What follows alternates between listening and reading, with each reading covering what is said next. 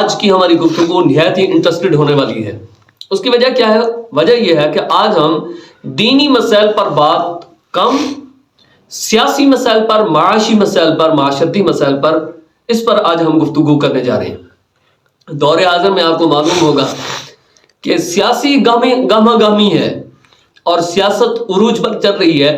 کوئی کسی کا فالوور، کوئی کسی کا فالوور، کوئی کسی کا فالوور ہے۔ 70 سال میں ہر دانشور اس بات کو اچھے انداز سے جانتا ہے کہ ہم دن بدن مقروض ہوتے جا رہے ہیں۔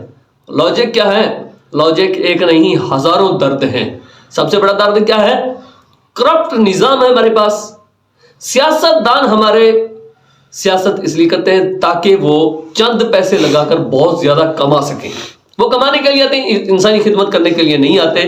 موجودہ دور میں بھی پیٹرول پھر آگے بڑھ گیا، آپ نے بھی دیکھا، ہم نے بھی دیکھا۔ جب خود آنے والے حاکم اتنے زیادہ کرپٹ ہیں، بہت ہمارے سسٹم ایسے کرپٹ ہیں، تو ظاہر ہے نیچے والے نظام کو تو وہ سنبھال ہی نہیں سکتے۔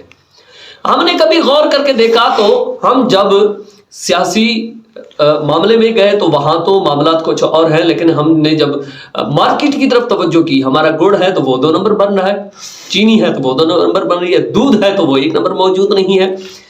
ایون کہ آپ کسی بھی چیز کو اٹھا کر دیکھیں تو 2 نمبر بھی شرماتا ہے، اب تو 20 نمبر تک ہم پہنچ چکے ہیں۔ یہ سارے معاملات ہیں۔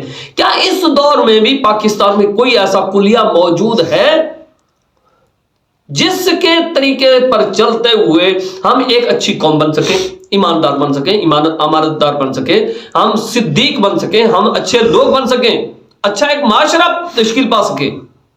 ہاں، ایک نظام موجود ہے۔ وہ کیا ہے؟ وہ نظام مصطفیٰ صلی اللہ علیہ وسلم ہمارے پاس موجود ہے۔ لیکن جو کہ وہاں تک جانے کے لیے ایک نہیں، درجنوں نہیں، سینکڑوں فرعونوں کو قرآنی طاقت کے ساتھ سینہ سپر ہو کر کے لڑنا پڑے گا، پھر جا کر نظام مصطفیٰ صلی اللہ علیہ وسلم کا نفاذ ممکن ہوگا، تبھی خوشحالی ممکن ہوگی۔ لیکن ایک چھوٹا سا میں آپ کو چٹکلا بناتا ہوں۔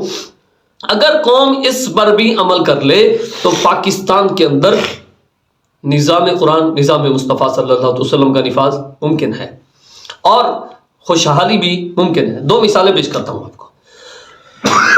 جس طرح کسی بھی روڈ پر، کسی بھی شہر میں، کسی بھی حالات میں ایک موٹر سائیکل چلاتے ہوئے سپیڈ سے ایک آتے ہوئے شخص کو دیکھ کر ہم دور سے کہنا بھائی بتی بند کر لیں، لائٹ بند کر لیں، جتنا یہ ہم ذمہ داری سمجھتے ہیں، کاش کہ پارلیمنٹ سے لے کر نیچے تک، دودھ والے دودھی تک اور کرپٹ نظام والے تک، اور جتنے بھی راشی ہیں، سود خور ہیں، جتنے بھی کرپٹ لوگ ہیں، اتنی ذمہ داری کے ساتھ ہر فرد کو غلطی پر ہم ہائی لائٹ کرتے چلے جائیں تو پورا معاشرہ چند دنوں میں آپ کو خوبصورت نظر آئے گا۔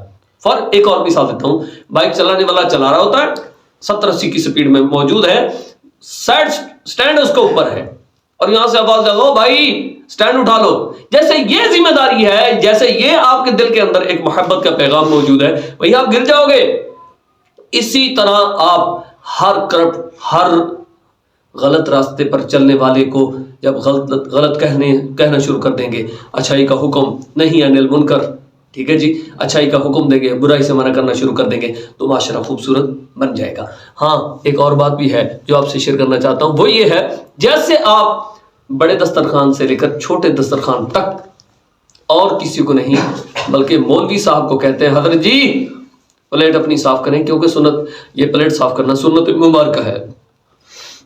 2, 3, 4, 500 جتنے لوگ بھی موجود ہیں ان میں سے سب سے لازم مولوی صاحب پر ہے کہ یہ پلیٹ آپ نے صاف کرنی ہے کیونکہ یہ سنت ہے۔ اسی طرح ہر بندہ یہی سنت نہیں بلکہ نبی اکرم صلی اللہ علیہ وسلم کی پوری سنتیں ہمسائیوں کے ساتھ اچھے اخلاق کے ساتھ اور امانت داری کے ساتھ، سچ بولنے کے ساتھ، برائی سے بچنے کے ساتھ، 5 وقت کی نماز کے ساتھ، دین کے ساتھ، اسلام کے ساتھ، جیسے اس سنت پر آپ مخلص ہیں اسی طرح پورے اسلام کے ساتھ مخلص ہو جائے، جناب والا نظام مصطفیٰ صلی اللہ علیہ وسلم کا نفاذ بھی پاسبل ہے، اچھا معاشرہ تشکیل پانا بھی پاسبل ہے، اور اس برے معاشرے کو صاف کرنا بھی